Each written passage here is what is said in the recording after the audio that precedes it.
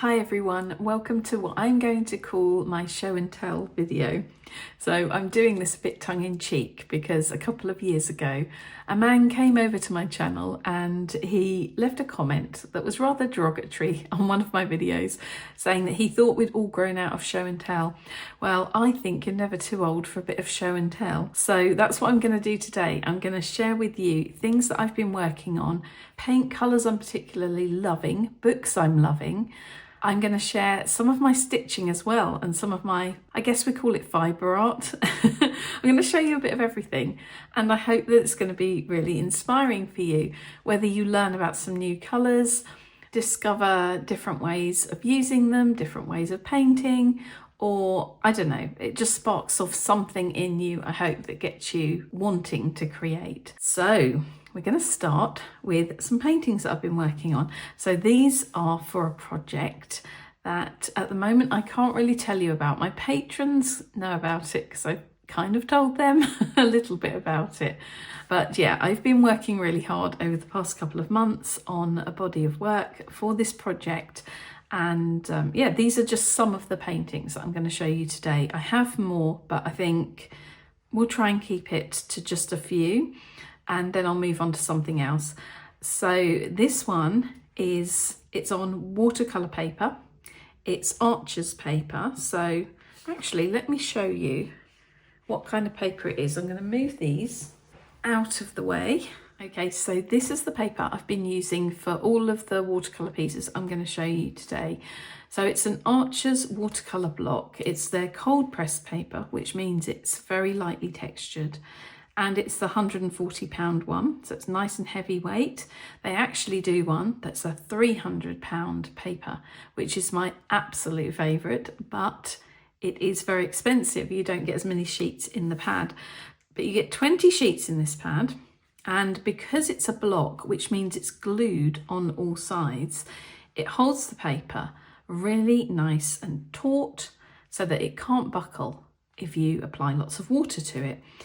Years ago, I didn't used to like watercolour blocks. I used to work on loose sheets of paper or watercolour pads that aren't glued around the sides. And I don't know why I didn't like blocks, because they have been a complete game changer. And I'm finding that I can add so much water and the paper won't buckle. So I'm just going to open this up. So I still have a painting on the block. So let's just see if that is looking okay on camera. Yep. I'm just checking everything is focused because I'm moving around a bit here. I have a new phone. It's the iPhone 16 Pro, I think. Not the Pro Max, it's a smaller one. I find it really hard to keep this phone focused. Do any of you have this phone? If you have any tips for me, please let me know. I've put it on the A lock kind of thing, is that what it's called? Where it's meant to hold its focus, but let's just hope it's doing its job. Anyway, let's get on to the painting. So you can see with this one, it's still attached to the block, so it's still glued on all sides. There's actually a little part up here. Hopefully you can see that. It's probably out of focus, but you kind of just put a palette knife or something like that in there. So there's a tiny little section that isn't glued, and that's where you put your palette knife in, and then you just kind of sort of slice the paper off. I don't know how else to put it, but this is brilliant because it holds it so flat if you're using a lot of water. Now, I used a lot of water in the sky and on this background hill in particular, and you can see that the paper is just flat. And also, because it's held on the block until you take it off, if you're photographing it or scanning it or anything like that, it's also holding it really nice and flat. So I'm finding, because I photograph my paintings, I don't scan them. I do have a scanner, but I can't figure out how to use it. So I've gone back to photographing. So I photograph with my Canon camera. I don't photograph with my iPhone. I do actually use a proper camera to get nice high quality images because I need to make prints from them and things like that. I'm finding it so useful to just be able to take the block, photograph it, everything's kept nice and flat and square, and yeah, it's making my life a lot easier. But this is the latest painting that I made for the project. It is called November Fields in Surrey. So it's based on a semi-imaginary landscape. So it's kind of based on the landscapes that surround me here in Surrey, but this is not an actual scene. So I've kind of taken my inspiration from what I see around me. So yeah, this is an autumn painting, and I wanted to do something a little bit different because if you know my work, you'll know that I often put a little white house, like a little cottage, in the landscapes. I want to try and move away from that a bit. I'm still going to do them, but I'd like to just concentrate on the landscape rather than having buildings in there. Also trying some different houses as well. I'm kind of trying to develop my work and move it on a little bit from what I've been doing the past few years, but still keeping it with that same kind of feel, if that makes sense. But yeah, I'm going to get a brush to point so my hands don't go all over the painting and you can't see. I was going to say that there are some colours in this painting that I really love.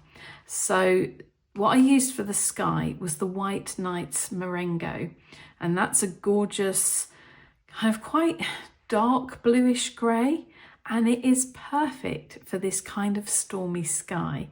So I did a wash of that. I used lots of water, and then I got kitchen paper and lifted areas off to create these clouds. And I'm finding that's a technique I'm using a lot at the moment. That seems to really work for me if I want these stormy kind of skies. So the background hill, now that's another colour that I really wouldn't want to be without because I use it all the time, and it's the Roman Schmall Urban Grey. It's just so granulating, and you can see it's a colour separating colour as well. It works so well for hills. I tend to use it for hills more than anything else, but I think you could even use this as a great sky colour, or I don't know, even if you were doing like a stormy sea or something like that, that would be the perfect colour for that. So those two I find I'm using a lot. And another colour that I wanted to note in this painting is this one. So this is the Schminke Horodam Forest Grey. So you can see it's a really dark, moody, greenish grey. And again, really granulating and colour separating, so you get all these different colours coming through. It's just a great one for autumn paintings. So that's one that I also wouldn't be without. I have these, actually, let me just get the palette for you so we can have a look. I'm just going to move the painting out of the way because I don't want to damage these. So let's take that away and I can show you my palette. This is my warm toned watercolour palette. So I've shared this before. Some of you will already know this. It's one that I use a lot. I put it together, I think for the first time about maybe nearly 2 years ago now. And I changed it slightly. Now, was it last year or just earlier this year? I don't know. Anyway, it doesn't matter. But it's mainly warm toned colours. I know that there are some cooler colours in here. You'll see these bluish greys here in particular, but the majority of the colours are actually warm tones. I have a lot of warm toned greens in here, and I do have a couple of cooler toned greyish greens, but most of the colours are warmer toned colours, and that's actually a move away from how I used to paint, because I used to like a lot of cool toned colours. But I'm finding that my work is getting a little bit warmer now, and I'm really enjoying using this palette because it just has, I think for me, the perfect mix of colours. So there's the White Nights Marengo that I used for the sky. There's the Schminke Horodam Forest Grey that I used for one of the fields in the foreground. And there's the Roman Schmall Urban Grey, which I used for the background hill. Now, something that's very similar to the Roman Schmall Urban Grey is the Schminke Random Grey. Now, that was a limited edition. I don't know whether they're still doing it, but I love that one too. I would say maybe the Random Grey is slightly browner, but yeah, really useful colour. And I may bring this chart back in a bit to show you some more colours, But I'm just going to bring the painting back because I wanted to just talk to you about one other thing. So in my paintings, I very rarely stick with just using watercolour. I will always use watercolour as the main base, and then I work over the top to add some details in gouache. So that works particularly well because obviously gouache is opaque, whereas watercolour is transparent. And so it's very easy to go over the top and create these really bold colours. So I tend to use a lot of Holbein gouache these days. This is the Artist's gouache, and I also like Winsor & Newton designer's gouache. I have a few other brands as well, but I would say they're probably my most used brands, and they're really good for adding all of these little details that I like to do over the top, the lines and the little leaves on the bushes and trees. And these have also been painted in gouache. I used, I think it was the ivory black Holbein for those. So that's how I tend to work. I really like to use watercolour and gouache in conjunction with each other, and for me that just works really well. Let's have a quick look at these ones before we move on to something else. So this is based on Shingle Street in Suffolk. It's a gorgeous coastal area and it's really quite remote. You have little huts in amongst the windswept grasses, and the skies are really big, and it's just a really special place for me. So I thought it would be nice for this project to do a painting of it. I actually did a drawing of Shingle Street last year, so I based this painting on that drawing. And for the sky here, I actually used Roman Szmul's Lapis Lazuli. And even though that's one of my most expensive paints, I absolutely love it because it gives such a lovely texture. And for me, I feel like for my way of painting and my colour choices, it's like the perfect summer sky kind of colour. So if I want to do a slightly less moody sky and something a little bit more bright and sunny, I will always go for this kind of colour. I do actually have the Daniel Smith version as well, and I think I have one or two others, but I'm really enjoying the Roman Szmul one in particular at the moment. So these background bushes here and these ones were Daniel Smith's Zoisite. The main area here, the beach area, was actually Isaro's, I'm never sure if I'm saying that properly, is it Isaro? Their beige titanium, I think it's called.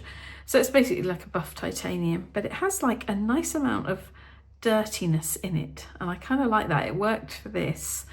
And these little plants here are called sea cabbages. And for those, I used the Winsor & Newton Mineral Grey, which is actually one of their revival range of colours. So yeah, love that colour at the moment. So it's a slightly sort of paler bluish, well, it's not even really a grey, it's a green. I don't know why it's called grey, because it is a green. And then I went over the top to add all of this detail for the little leaves and so on. Sorry, there's a really loud helicopter outside. But yeah, that's basically what I used for that one. So I worked in the same way as I always do, in that I used watercolour for the base and then I went over the top with gouache. So the grasses are actually in gouache, the roofs and the little doors here and so on. So in this painting, again, I've used the Roman Szmul Lapis Lazuli, and for the background hill, the same as in the autumn painting I shared with you earlier. That's the Roman Szmul Urban Grey. And this here is another colour that I really love, and it's the American Journey Coastal Fog. And I think I've done a couple of layers on here because I wanted it to be less transparent and a little bit more, I guess, like a gouache kind of looking paint where it's a bit more opaque. And you can still see some of the brush strokes and things, and I like that because it adds texture. The American Journey Coastal Fog is just the perfect kind of, I don't even know how to describe it really. It's like a pale green. It's also sort of neutral in some ways. And it was sent to me actually by one of my Patreon members a couple of years ago, and I've used it a lot since. I really love this colour. That's one that I'm using a lot at the moment. But again, I worked in watercolour and then went over the top, did a lot of these details on the plants in gouache. So that's that one, a little cottage garden in spring. So this painting is meant to show how the end of winter, kind of beginning of spring looks. So around March time, when you have some plants and trees just starting to come to life again, and everything else still looks quite sparse, so it's still quite cold. It's meant to give that feeling. And I used the Coastal Fog American Journey colour for these fields here. And I think this is actually Marengo on the hills here. So instead of using it for the sky like I did in the autumn painting, it works really well for hills as well. And yeah, for this one I decided to do a flock of birds because I felt like it needed some movement in the landscape. So the birds and all of the lines on the fields and so on, they're giving it all a bit of movement. So it's like the earth is waking up, like everything's coming back to life. This one is called Summer Storm. So I wanted to do a summer painting that was a little bit different. So I decided to choose one of those days where you've had a lot of sunshine and there's been a lot of hot weather, and then suddenly the thunderstorms roll in.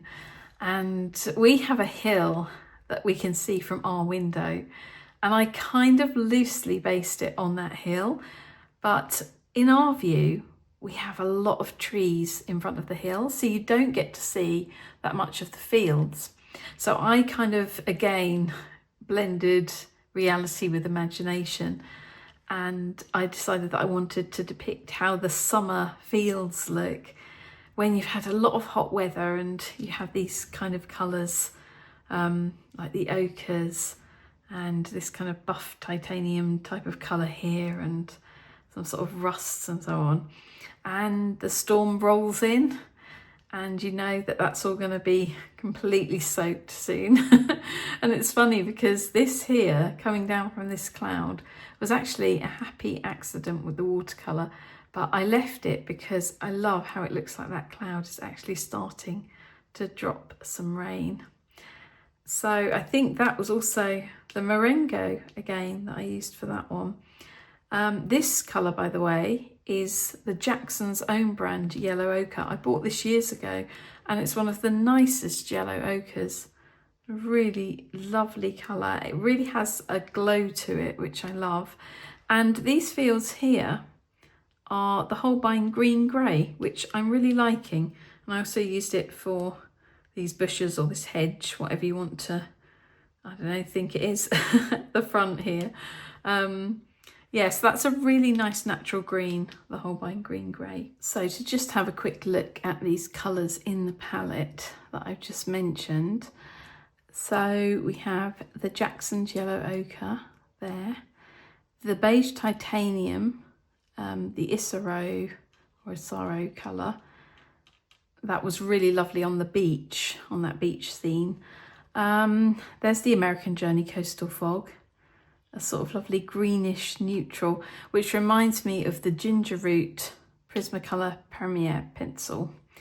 The Winsor & Newton Mineral Grey, gorgeous colour, as is, by the way, Ultramarine Ash. So these are both from the Revival range, which is a new range that they've brought out recently. And it's based on, I think, some traditional colours.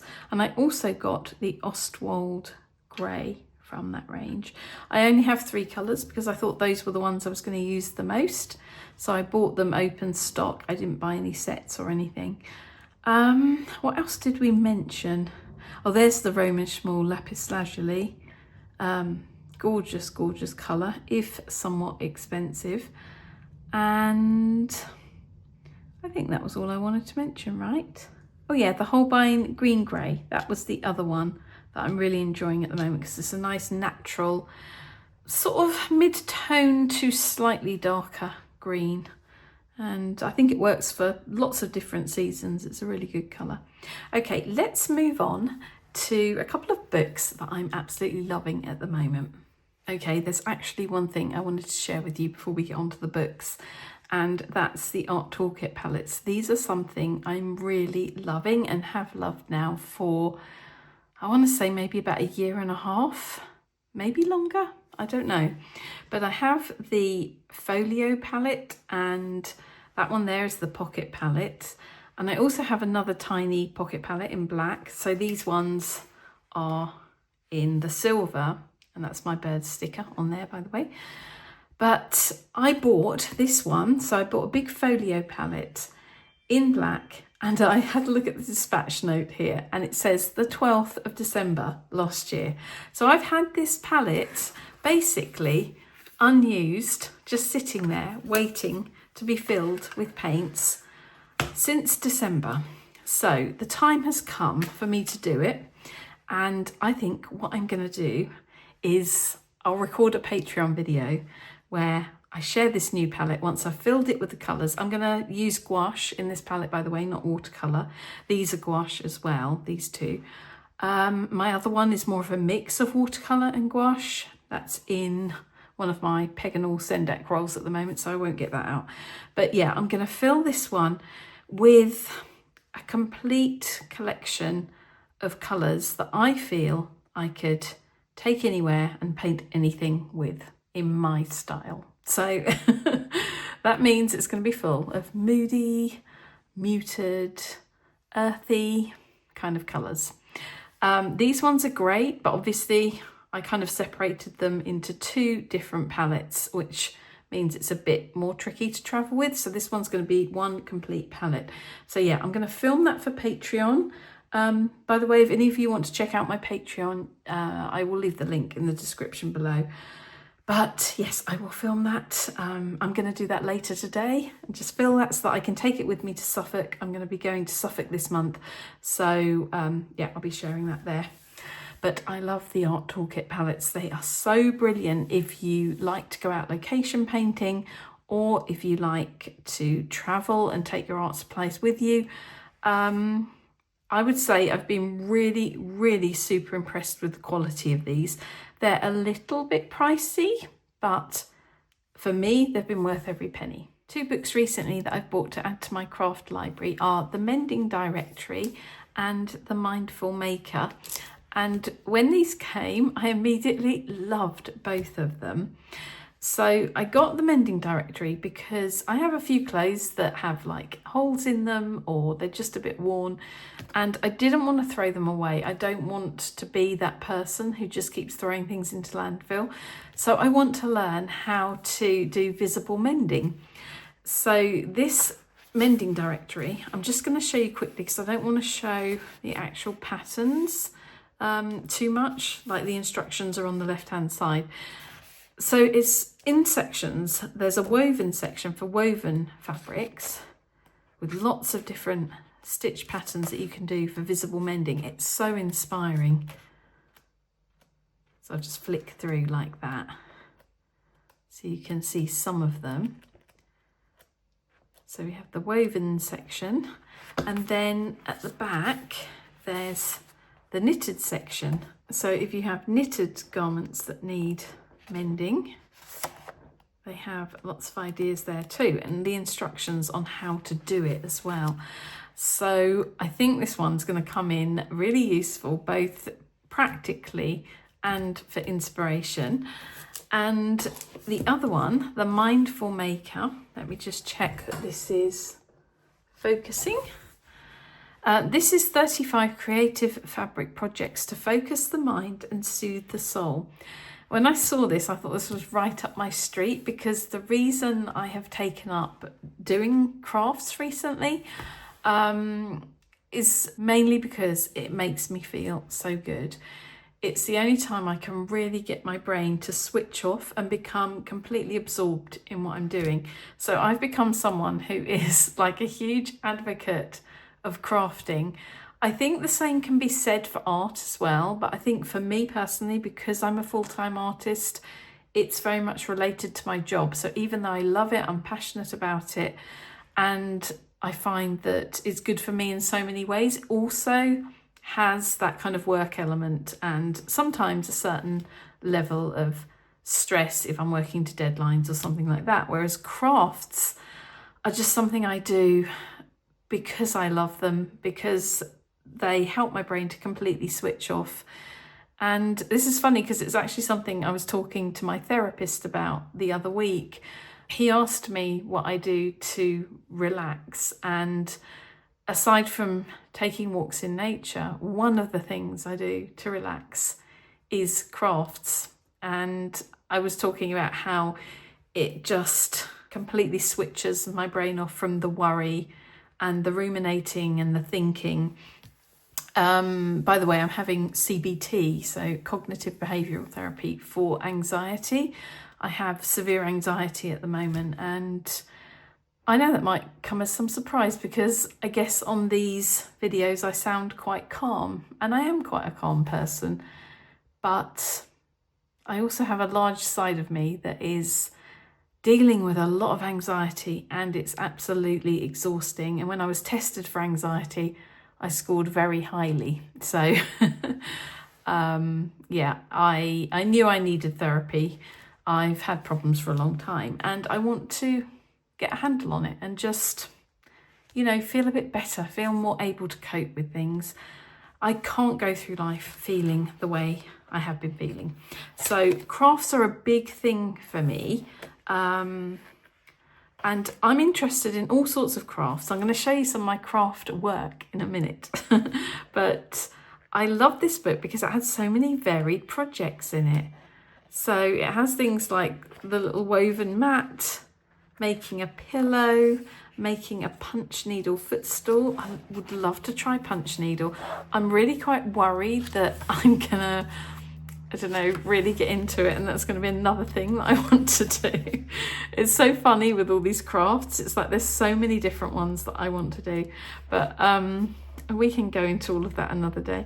But these little acorn covered buttons are really cute. So it's got kind of tiny projects and larger projects too, and oh, they're cool. And it tells you how to do it, so it's like a step-by-step guide.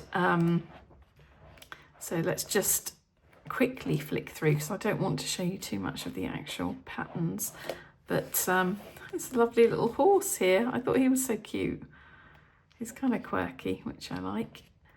But yeah, little stockings and little pin badges. I love the idea of doing stitched pin badges, a mobile, just lots and lots of fun crafts. Some of them would take you longer, some of them would be quite quick makes. You can see here we've got embroidery hoops, wall art, a wall hanging. That looks such fun to do as well. Just, it's beautiful. Okay, that's all I'm going to show you of the books, but I just thought there would be some of you out there who would be really interested in these, because you know when you pick up a book and you kind of have an idea of what it's going to be like if you bought it online, but you pick it up and you immediately feel completely inspired. That's how I felt with both of these books, and that really excites me. So yes, yeah, I'm a big advocate of crafting for your mental health, and I think that's going to be something we're going to be talking more about on this channel in the future. So right, I'm going to go and get you some of my crafts now, and you can have a look at them. So I'm going to share with you today just one of my own cross-stitch designs. So this is something that I haven't done from a pattern. This is purely my own design. It's called Rookery Farm, and I started it a while ago, so I've been working on it very, very slowly. I haven't had kind of long periods where I could work on it and just get it finished. So I'm doing a little bit here and there, and it's been through a lot of changes in its time as well. So there's been a lot of kind of unpicking, or frogging as they call it in the cross stitch world. and then kind of redoing it because I'm learning as I'm going along. So yeah, my journey with cross stitch. Okay, so I'm going to tell you briefly. So I would say that I did a little bit of cross stitch several years ago. I mean, many years ago now. I think I was a teenager, and I haven't done any, I don't think, since. So until really recently. So at, I would say, the end of last summer, early autumn, I started up again, and it was really exciting because the world of cross stitch just changed a lot in recent years.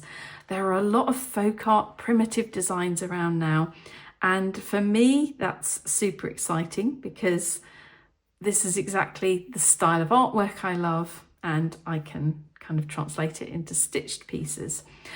So I started quickly learning about all of the designers, and I have to say that you in the US have the most amazing designers of cross stitch.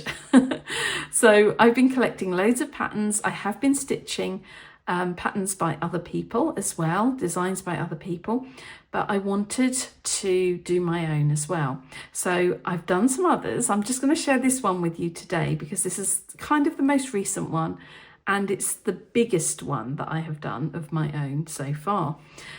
So it's called Rookery Farm. And the name came about because last autumn, my mum and I were driving out to Norwich for a day out, and we were going along all the country lanes, and I saw a sign for a Rookery Farm. And I was like, immediately I wrote it down. I knew I had to stitch a piece based on Rookery Farm. And so I had to figure out how to do all of this. I had to figure out how to do my little wintry trees, how to do the clouds, how to do the house, and even the birds. I haven't followed any patterns whatsoever. In fact, I tried not to look at too many other people's birds because I wanted mine to very much look like my own and also like rooks. I mean, obviously you're a little bit limited when they're small cross-stitch birds as to how individual you can make them, so how unique you can make them. But I tried to make these the shape of rooks instead of the crows I was seeing a lot in cross stitch. So this is where we're at. Obviously it's a little bit crumpled because it's still in progress, and when I've finished I'll give it a good iron and I'm going to frame it. But yeah, I love it. I love creating my own designs. I love the process of cross stitch. I love choosing the threads, choosing the fabric. I keep thinking that I want to do an entire video where I show you more of what I've been working on, and I talk to you about my fabric stash and my threads and all of that, because I have a really nice collection of materials now that, for those of you who are interested in that kind of thing, I think it would be a great video. But let me know if you're interested in that, because I have a lot more I could show you. But yeah, this is my own design. It's called Rookery Farm. And I don't know, I may make a pattern of it. What do you think? Let me know if this is something that you're going to be interested in, whether you would like to stitch my patterns. I'm learning all the time, so I don't know. Just let me know. Any feedback is fantastic. So yeah, so I'm going to move on, I think, now to the pom-pom art that I've been making. Now I know that sounds funny because some of you will just associate pom-poms with being those things you put on a bobble hat, on a beanie hat, but I've been doing different things with pom-poms, and I'm going to show you now. Some of you may have seen a recent video I uploaded where I shared how I make floral pom-poms.